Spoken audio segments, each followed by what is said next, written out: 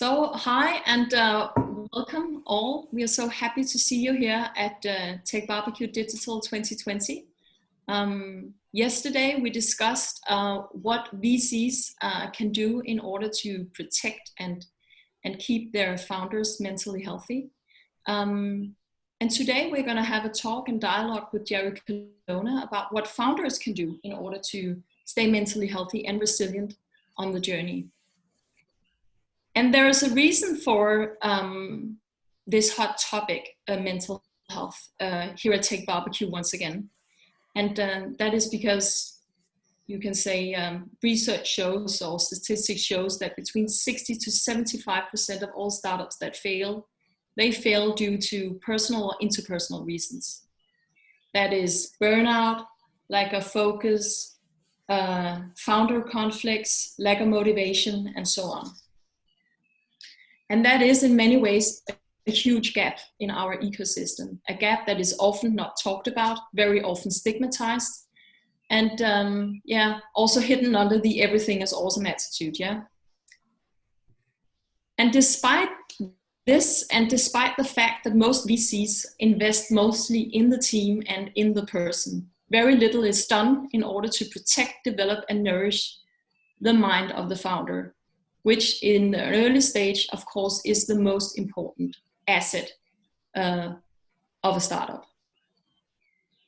But what can we do, or what can be done in order to help founders stay mentally healthy on the journey when they go through this speediest self-development journey of all, building their startup?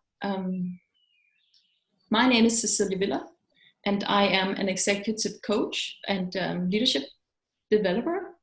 I mainly work with founders and VCs and have a coaching company called Today. And with me, I have the honor to have Jerry Colonna. And Jerry has for the last 13 years worked as an executive coach and leadership advisor for startups in Silicon Valley and beyond. Jerry is also the founder of the coaching company called Reboot and has written an amazing book called Reboot and a very personal leadership book as well. So welcome, Jerry. So happy to have you here with us. Thank you so much. Well, thank you. And I wish the times were a little bit different so that I could be there in person with you. Yeah, we would have loved that too. This format, I think everybody needs to get used to that. Yeah.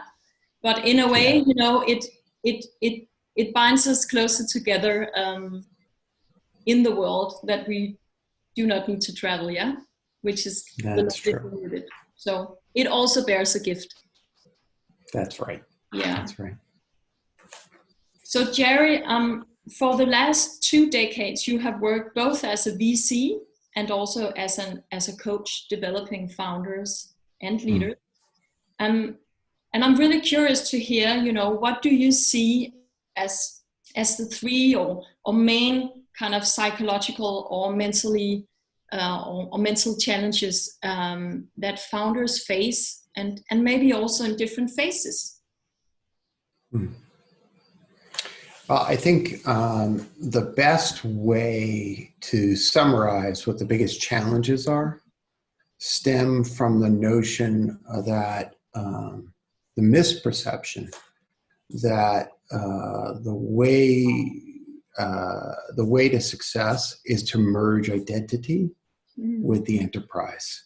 Yeah. And this is a complex phenomena. And I'll tell a quick little story about this. I cite this story often. There's an ancient myth of a potter who spends his entire life trying to perfect the most exquisite glaze imaginable. And at the end of his life, deciding that his meaningful life is over, he walks into the kiln and disappears into the fire. The next day, the potter's assistants take out the pots and they're covered with the most exquisite glaze imaginable. And that's the story. Yeah. It is a very profound paradox because it is true that oftentimes to create our best effort, we have to disappear. And by the way, this is not limited to tech company founders. artists, craftspeople, nonprofit people give of themselves in this endless effort. And what I find intriguing about that story is that oftentimes there's no reference to the Potter's family, or there's no reference to other people. There's just a conversation going on about giving oneself over. You have to forgive me, Siri decided to pay attention to the conversation. Now, this phenomena is especially prevalent in a startup environment, in part because we do not leave whatever life that we have had in order to take the risk to do a startup without wishing to sort of reinvent everything. But one of the many, many challenges here is the way in which we attach our sense of self-worth to the success there. And it brings to mind a quote by William James, the American psychologist from the 19th century, and I'll paraphrase it. He said, we are not annihilated by failure. It is when we attach our sense of self-worth and self-esteem to accomplishment of the goal and then fail to achieve the goal that we are annihilated. Yeah, beautiful. Yeah, beautiful written. So Jerry, what you talk about is this kind of, what I hear you say is the most kind of biggest problem as you see it is the attachment of self when you do the startup, when you create the startup. That you become that identity, yeah. Right. And in that, I also hear you that in order to deal with all the many mental challenges that are, one of the most important things to nourish is the notion of self. Right. Yeah, and to hold on to that self, as I hear That's you, right. Yeah, and really explore it. So what can you do as a founder to hold on to that self? Because, I think it's in this Buddhist language, they talk about, the rider and the horse. And the horse that is just, riding away with you as when you are a startup founder, you get the funding and the horse just rides away. But what do you do? How do you become the rider that directs the horse and not opposite? How do you kind of stick to your notion of self and start to control yourself? Yeah, because I guess that's very much what you talk about. Yeah. I'm not a big fan of the control metaphor, but what I would say is to really unpack the meaning of that phrase, yourself. Here's what I mean. The practice, right? If we go back to the potter for a moment, the potter in the story, the potter never asks himself, why am I going into the kiln? Is it really necessary? Yeah. Right? Yeah. If I go into the kiln, what will I have gained and what will I have lost?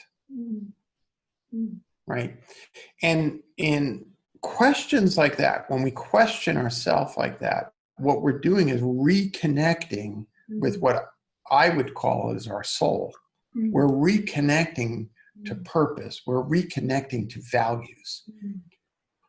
A corollary problem when a founder merges their sense of self with the enterprise is that very often they're so terrified of failure because it becomes an existential threat that they will do anything to succeed. Yeah.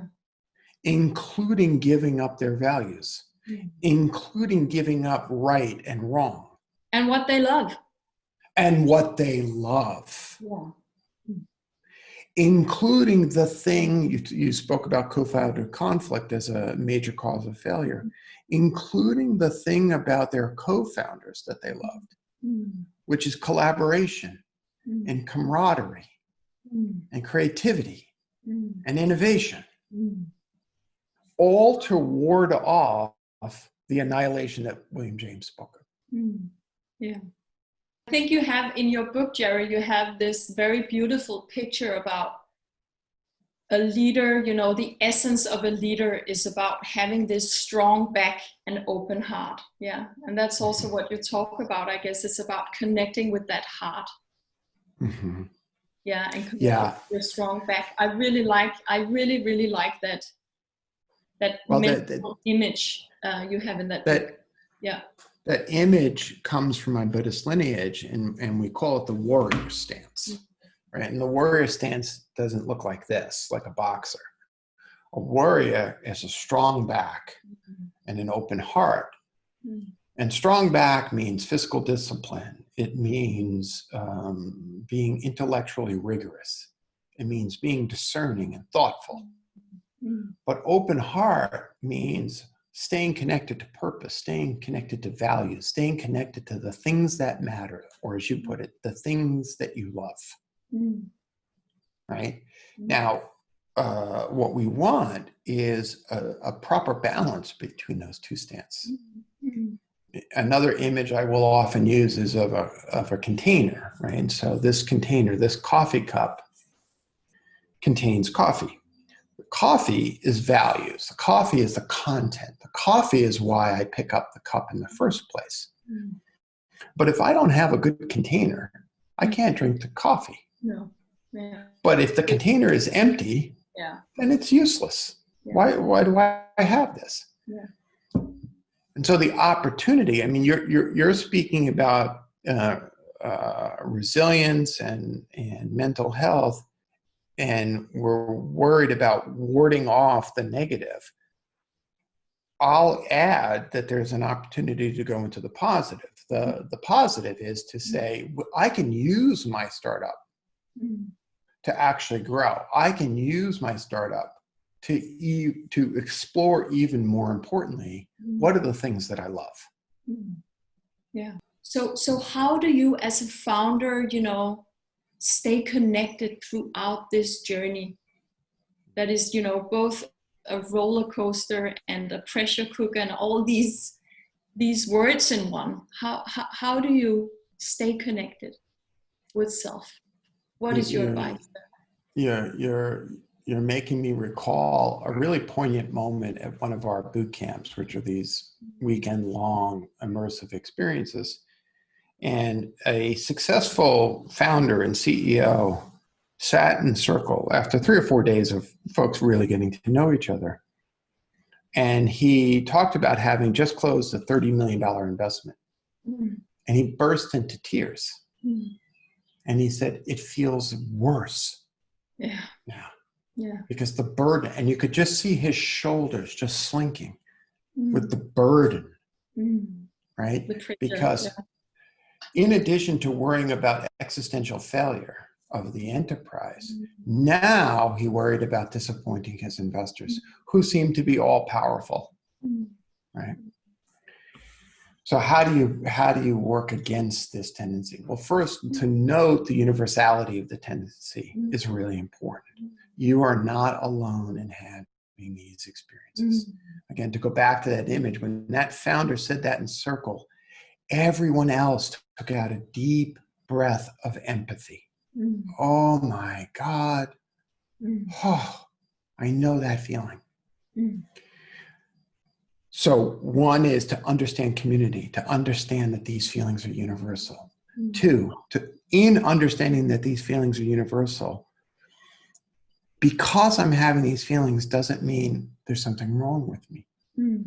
Because that's the other trick of the mind, which is I feel badly, so I must be a failure. Not I feel badly, so I must be an entrepreneur.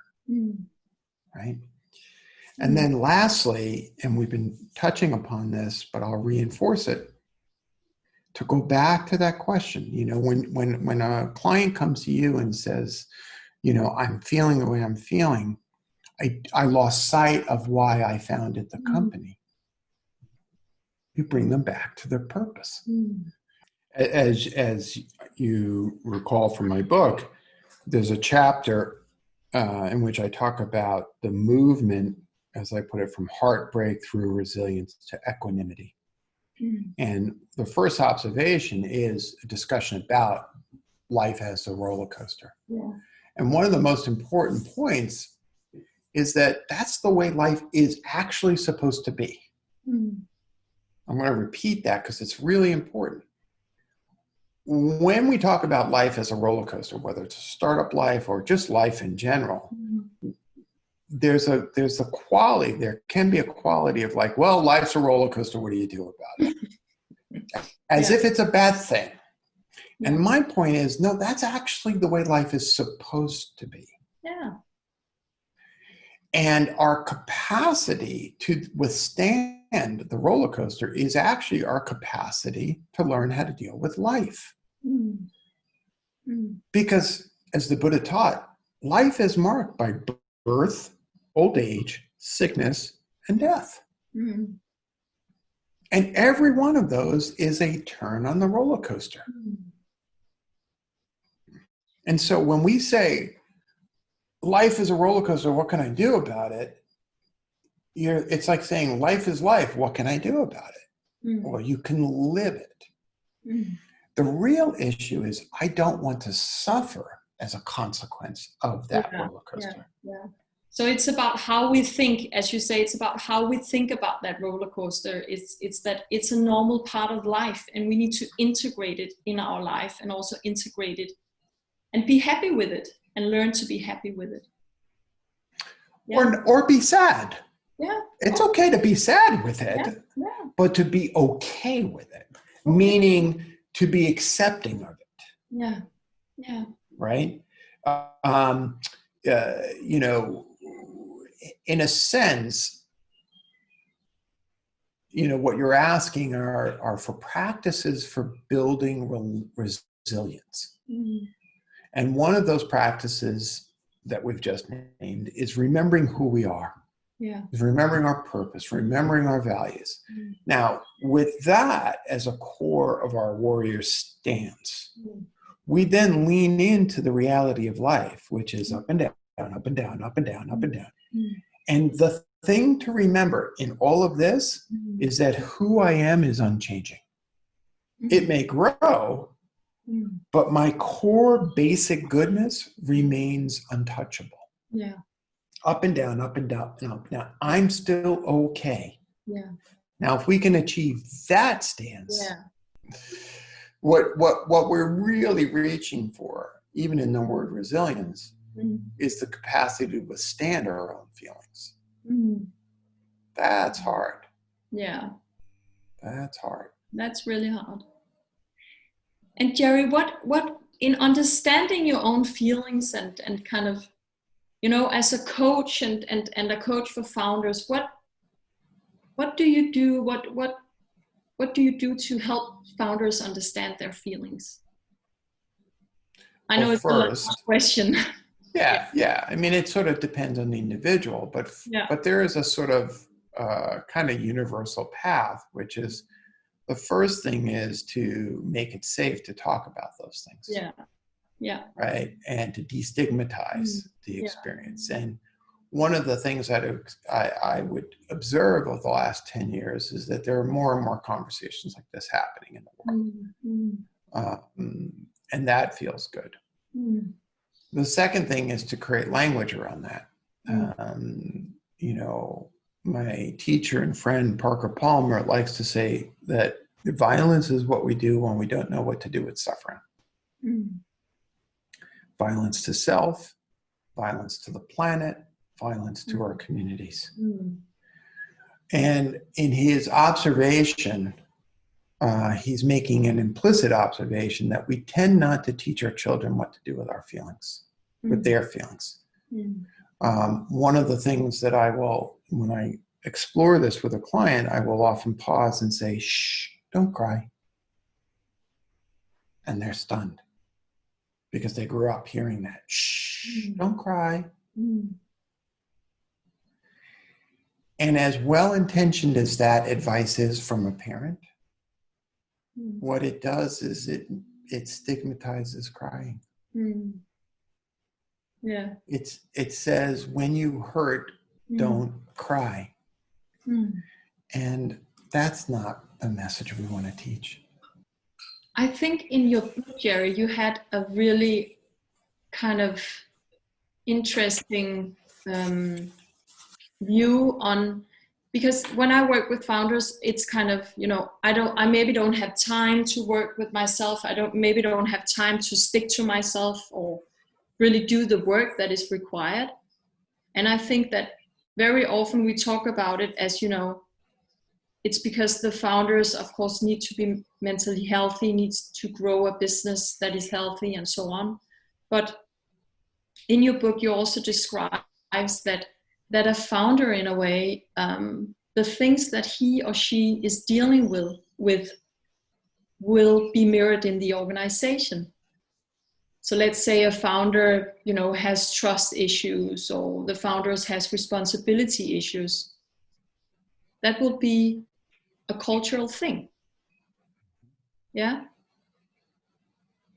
I think that's a really kind of interesting subject that it's, because I think most people think that these untalked about issues or feelings or emotions, they kind of stick with you and they are not dribbled down in the system, but they are. And I can really see that when I also do my work, that mostly it's because there are issues that the founder hasn't really worked through. I remember an early conversation I had for the Reboot podcast. And the entrepreneur, and it's kind of an entrepreneur call-in help line, right? And so the entrepreneur, Derek, called in and was asking questions. He wanted questions from my VC brain about why his company was struggling to generate revenue. He wanted me to explain his own business model to him. And so I resisted that impulse, and I asked him about his parents. And I asked him about what discussions about money were when he was growing up. And he paused and he said something like, well, we never talked about money. Money was something that was dirty. Money was something for people who were kind of pursuing less grandiose ideas. And then I just turned back and I said, so now you're asking me why your company doesn't generate any money. You're holding an unconscious belief system that money is bad. And he looked at me and he just went into shock. And he's like, I hate when we talk about sales. I said, well, guess what? If you don't have any sales, you won't ever have to talk about sales. Right? Money, yeah. Yeah. And so what the work there wasn't about figuring out a better business model, which is what the surface level brain would think about. The work was reconnecting him and reframing what money is. Money is a tool to create other opportunities. Money is a placeholder of value. Money has no inherent good or evil qualities. It's just a tool. Yeah. Right. And also think, Jerry, that in your book you take it even further and say that sometimes founders even find themselves in a situation where they begin to hate what they have created. They begin to hate their product, or they begin to hate their organization. You have a chapter in your book, I think, when I read it, I was kind of, oh yeah, that's why. Yeah, it was really kind of an eye-opener for me. So could you put some words on that? Sure. And to build upon it, what we're talking about is the tendency that we have to labor so long at the creation of something. And then when it becomes manifest, we slowly begin to hate it, whether it's our startup, whether it's the application that we've built, whether And in a sense, what I do is I link that back to the protective inner critic. And I'm going to be very, very specific about that. I call it the crow. Yeah. Which is the bird that sits on your shoulder saying to you, "That sucks. Can't believe you did that. That's awful. Can you believe that you said that in that conversation?" Right. And the realization that that voice is there to protect you from humiliation, to protect you from failure, to protect you from shame. And that voice is doing its best to protect you. And the problem is, it's a little overactive. It's a little too successful. And so when we see our creation, which is we take our heart and we pour it into something, if we start to love it, then we subject ourselves to criticism and shame. Because what if everybody else doesn't like it? And so that voice pops back in and says, "It's awful. It's terrible." And it's at that moment, right? Those of us who are true artists can look at our life's work as a series of stages where every step is an attempt to progress. So I paint this painting of a mountain. I'm staring at Long's Peak here in Colorado. And it didn't come out the way I wanted to. So tomorrow I paint a new one. And then a new one. And a new one. And the joy is not in the creation of the perfect painting. The joy is in the craft of painting. In the process, yeah. But Jerry, to sum up, because we talked a lot about, self and the crows and so on. And I think we will just stick to kind of, best advice. What would your best advice be to founders, embarking their adventure? Someone once asked me what I would like as my epitaph, right? Which is the phrase you want on your tombstone, your headstone. Yeah. And it's two pieces. First, for God's sake, listen to each other.